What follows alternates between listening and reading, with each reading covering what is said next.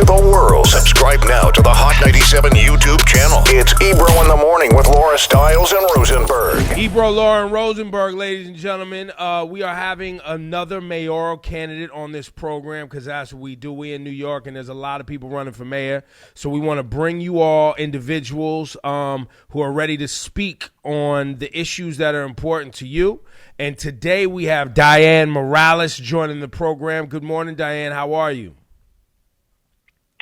I'm so good, thank you. It's great to be here. Appreciate it. Yes, great to meet you. Now, I saw you moving on Twitter, so I added you on Twitter.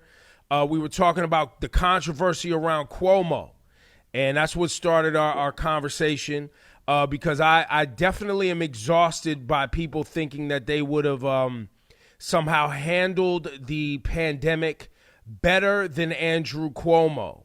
Despite the controversies around the nursing homes and hiding data and things like that, those things were clear flaws.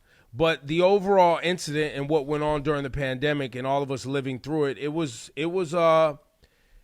every politician we know at every angle in every state had flaws and things that they botched. I want to give you an opportunity to talk specifically about Cuomo and what you want to see happen with Cuomo right now. Yeah, I mean, I think you're right about this whole thing being unprecedented and everybody kind of stumbling. But no one's asking for our politicians to be perfect, but we are asking for them to have integrity and to be honorable and to put our people first. And I think what we saw with Cuomo in particular, with what happened and the sort of the hiding of the numbers, and then the legislation to protect the administrators in the nursing homes. I mean, that's not an accident. That's not a oops, I stumbled. That's not that's corruption. That's corruption. That's what I'm talking about, right? And so it is highly problematic. It is lacking in integrity. And New Yorkers deserve better. People lost family members as a result of this, and then he tried to cover it up. And at the same time, writing a book about how well he was handling the situation, right? I mean, that's like blatant corruption as far as I'm concerned, and we just deserve better. So that's why I came out fast and strong, because it's not like this is the first time there's been any kind of like rumbling about, his behavior. This was just like the first time it was concrete and specific, and we had the evidence to back it up. Now, on that, do you believe that, Cuomo, for a long time, we've all ridiculed him for his relationship with big business, his donors, even the way that he manages the conservatives upstate and what was it called, Rosenberg and Laura, the Democratic. Remember, he had like some Democrats caucusing with Republicans or some old nonsense they were doing a while ago upstate and all of that nonsense. Do you believe that he hid this specifically because these were his donors? I mean, yes, I believe that he hid this specifically because he had some significant loss to be had in this process, right? Which is why he didn't just do it. He kind of bent over backwards to do it. This wasn't sort of like an easy kind of thing. He created something to protect people specifically. So this is not. There was definitely self-interest and gain as far as I'm concerned, behind the motivations for him doing what he did. And now we have the sexual harassment, I think they're just harassment allegations, right? Now, do you believe that he should resign? Yes, I believe he should resign. I also called for impeachment proceedings to begin several weeks ago, but I don't think he's going to step down. I don't think he's going to step aside. That is not in alignment with the behavior of bullies or abusers. They don't kind of like just suddenly wake up one day and realize their wrongs and decide to do the right thing. That's not going to happen. It's going to have to happen. He's going to have to be made to leave office. Well, and he has tremendous upstate Republican support too, as well, right? Which is also telling, right? He's got support of the Republican Party. What does that mean about sort of who he represents? Well, he's always represented big business. He's never made any. I don't think he's ever made any fudge on that. Right. Yeah, I think that's kind of like he's hung his hat on that, but he's also aligned himself with some, with communities of color and other, and the black and brown constituencies too, mostly on the business side, which is what is he on his third term or his fourth term now? Third term. Well, Dianne Morales, you're trying to get your first term as mayor. You're the former executive director of The Door, which, Laura, I think you've worked with The Door before, correct? Oh, yeah, yes. I love that program. I think it's exceptional. I love what they do with the community. Hot 97 has helped out a lot of the kids from The Door program. And it's just amazing. It's an amazing organization. Yeah. I'm so glad to hear that. A little fun fact about The Door is I actually went to The Door for services when I was a high school student. So when I became the executive director there, it was a particular moment of pride. And I really, I got a kick out of being able to look the young people in the eye and say to them, I am you and you are me. I was where you are right, at some point, and you can be where I am someday. It's a powerful and magical place. In representing underserved and the most vulnerable in New York City, which is a part of your platform in running for mayor, and you're a progressive candidate also.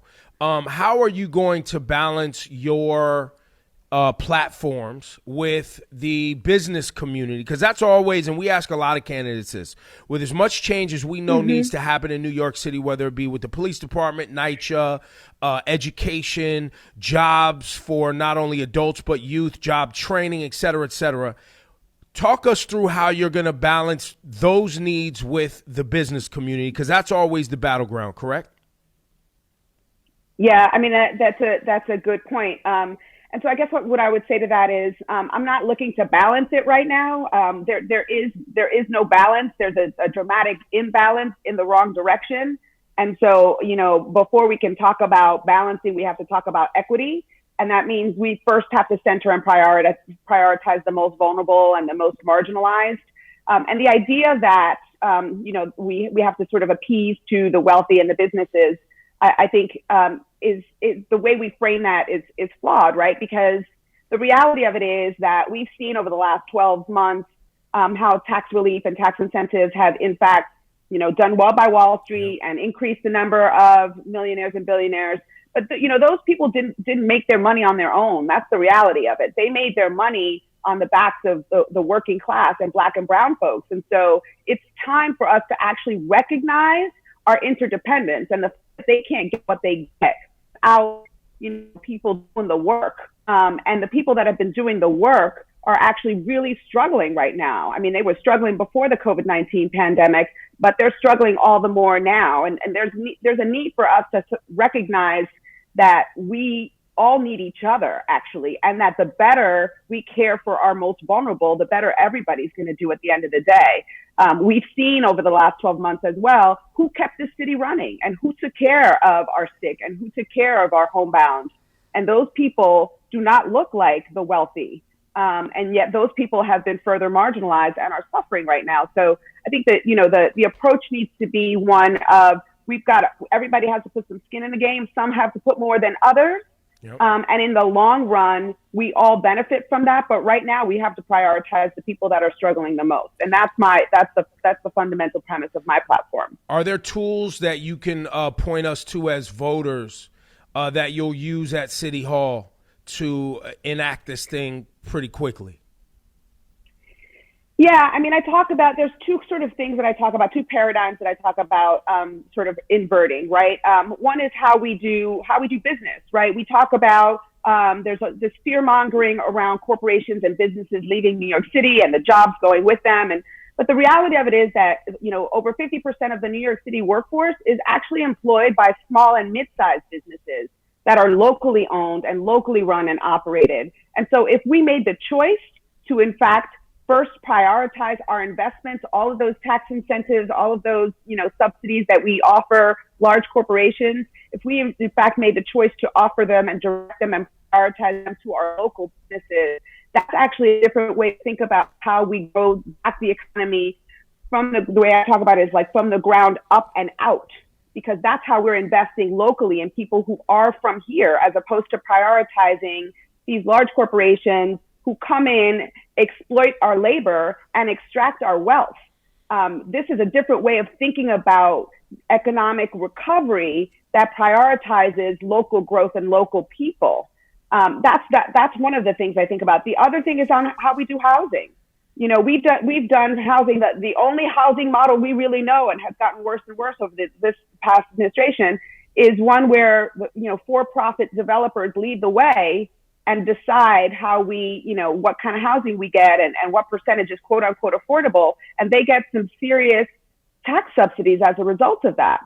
We could invest those dollars in local community organizations and affordable housing, CBOs, community-based organizations, to really prioritize community needs and really move towards a different kind of housing model that's not speculative and that's not commodified as part of a housing for all agenda and housing as a human right agenda, so that we are actually building housing that meets the needs of New Yorkers. Those are just two ways that I think about changing the paradigm of how we've operated so that we're bringing the people on the margins into the center.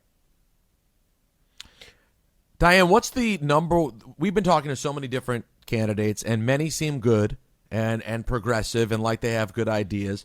What's the number one thing you want voters to be thinking about when they go to the ballot box and choose Dianne Morales over these other potentially qualified candidates? Yeah, thank you for that question. I actually said this too. There were some young people who had a forum last week, some students from the public school system. Three things. My lived experience is closer to the average New Yorkers than anyone else's in this race. As a first generation college graduate, Black Boricua, single mom, my lived experiences are more connected to the average New Yorkers than anyone else. I have been doing this work on the ground, helping to, you know, care for and elevate my people the entire time, way more than anybody else in this race.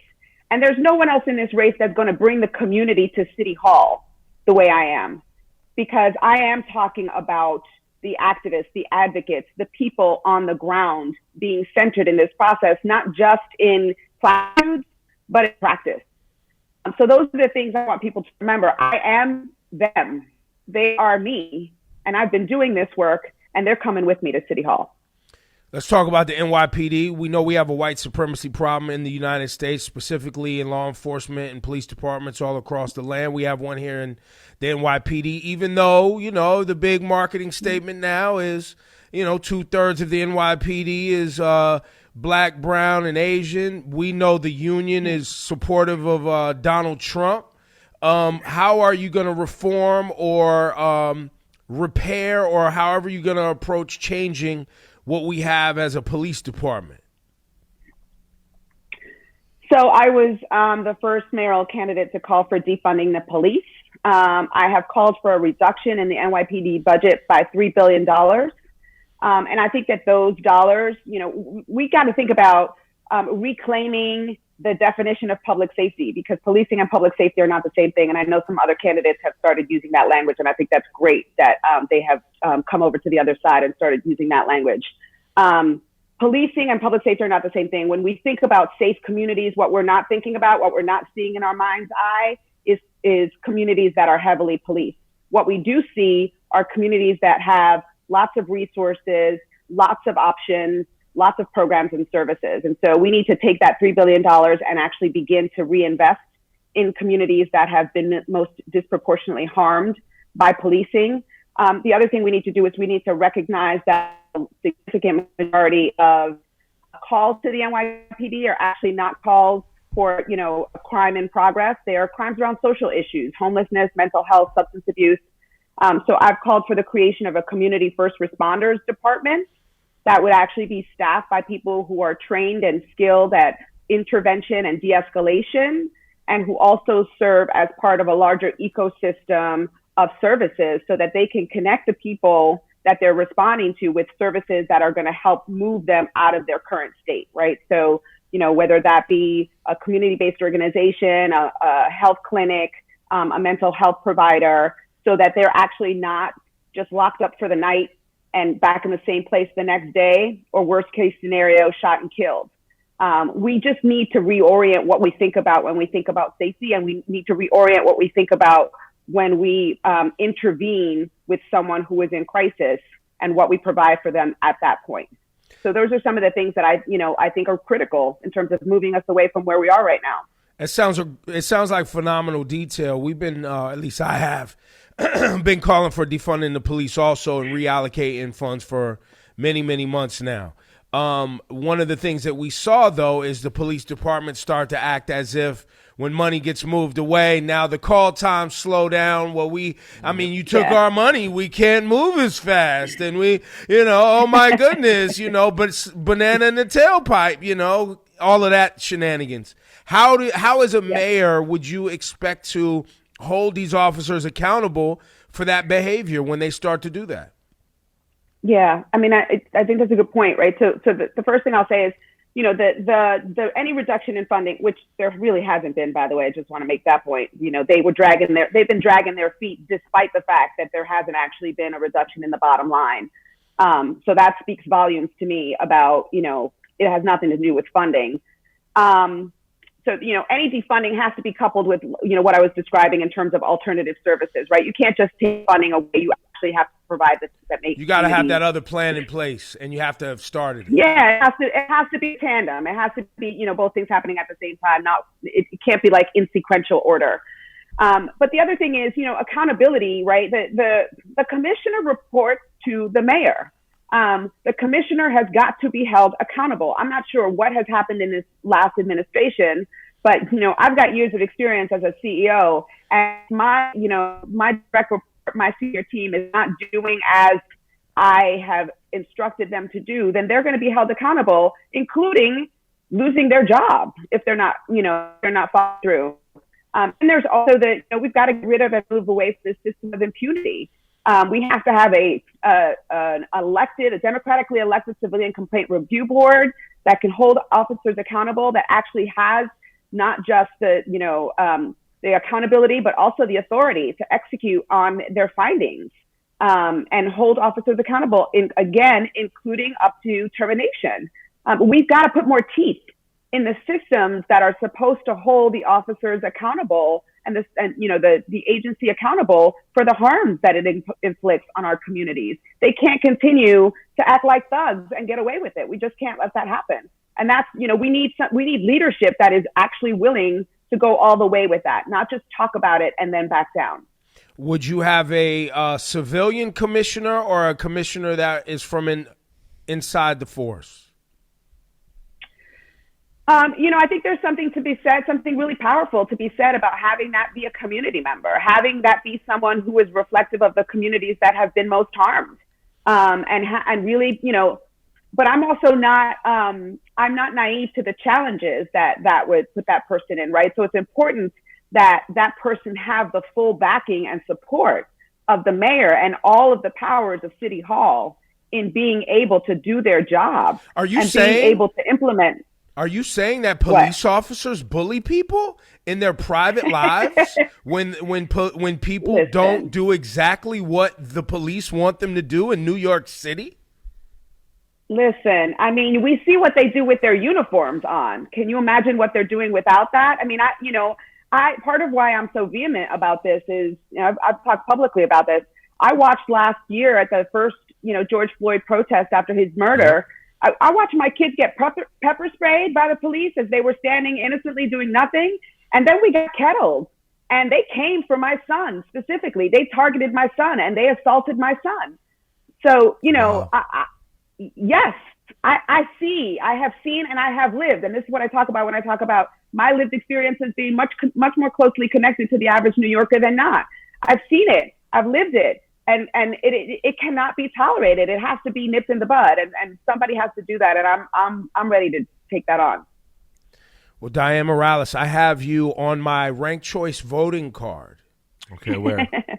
I have at the top of my ranked choice voting card right now, I had a tie between Maya Wiley and Eric Adams. And then Dianne Morales, a close second. Did Andrew Yang coming in fourth, but he might slip. Because I Beyond told you fourth? how I felt about Yang.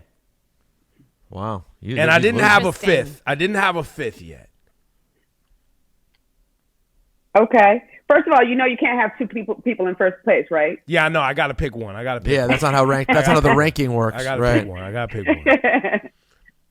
But So but what are you I asking me? no. Well, I was just gonna say on ranked Diane, choice. that was beautifully said. I want to ask you on ranked choice voting for the audience. I wanted to talk about it because it is new. So every candidate we've been having on since we learned that this is a thing, how to articulate ranked choice voting, and was the way I have it, even though I can't have two at number one, is the way I'm mapping it out and learning this, what the audience should be doing also. Yeah, I mean, I think what I say, one of the things I say when I talk to people about ranked choice voting is that the beauty of ranked choice voting is that it gives us the ability to vote with our heart and our values first. We don't have to feel anymore like we're throwing away a vote if if there's a candidate in the race who we really, really are drawn to, but we don't think has viability, whatever that means anyway, that we actually now get to vote with our conscience and our values, and we can still put the person who we think who we think is going to probably win anyway or whatever. We can rank that person within the top 5, but we can put our values first. And that's part of what I think is most compelling and most exciting about ranked choice voting. But yeah, it's one person per line, 1 through 5, and So what you want me to move you up to number 1? That's how it works. That's what she's saying. All right. I'm saying this is your chance to actually vote for what you think is right, to put that in the number 1 spot. Diane, let me get this straight. You didn't come on here hoping people would make you number 3? You want to be number 1. No, now, that's not what I'm shooting for. Yeah, I get it. That makes sense. Now, Diane, do you worry? My concern is the result of this will be people still choosing the one candidate they want to choose and then just copying and throwing down names to fill in the other spots. Yeah. Yeah, I mean, I think that's part of the problem with the way the city is rolling this out, right? And ranked choice voting has so much promise and so much potential, particularly for underrepresented communities, in terms of getting people on the ballot, getting people voting for people that, normally don't fit the mold, right? But the city has not put their money where their mouth is in terms of really providing the education or the funding to support other people in doing the education around what this means and how this works. And so it's falling a lot on the candidates to do that, which, I think we would have done some of anyway, but it's 100% falling on the candidates to do that right now. And, it's hard to have the reach that the city could have if they really put some muscle behind trying to do this kind of education. And so that's a little bit concerning. I've heard that they're doing all of this on one ballot, right? So in some districts, you're going to have like pages and pages, like reams. And it's going to be overwhelming and intimidating. Forget about the language justice issue, right? To what extent is anything happening in the language that people speak? Right. And that's really concerning. So, things get muddled in the conversation about ranked choice voting, but it's largely because the education and the outreach is not happening the way it should be happening. We work in the media. We just found out about ranked choice voting. How long ago, guys? Like last week. Recently. Yeah, last week. So we need that. 2 weeks ago? Yeah. We need the education to be out there. 2 weeks ago, we were like, it's what? Wait, what are they doing? Yeah, we were lost. Yeah. Where can people donate to your campaign if they want to support you? Sure, thanks. So the website, all of my social media and website is pretty easy. The website's www.dianne, Dianne, I have 2 N's in my name, .nyc. It's Dianne.nyc. And all my social media is Dianne, Dianne, the number 4, NYC. Across every single platform, it's the same handle. Yo, Dianne, I love talking to you today. I'm putting my donation in right now. I haven't donated to anybody yet. That's amazing, because you know what? The deadline to qualify for matching funds is tomorrow at 11:59 p.m. Ooh. So every New Yorker's contribution between 10 and 250 gets matched 8-1. Oh, wow. And that's the kind of thing. That's the kind of thing that makes an outside candidate like me, makes it possible to run a competitive campaign against establishment and career politicians. So bring it. Dianne for NYC. She follows me on Twitter, so she knows what she's doing with her life. And she and right? And I love your detail that you gave us today. Because a lot of candidates come on here and they say big things. They use a lot of big words, big headlines, but very few have actual details on the tools that can be used to enact their ideas once they get the job, right? Because, your ideas going into the job, those are just proposals. How you're actually going to get those going when you're in City Hall is a whole other ball game, and you got to know how to move.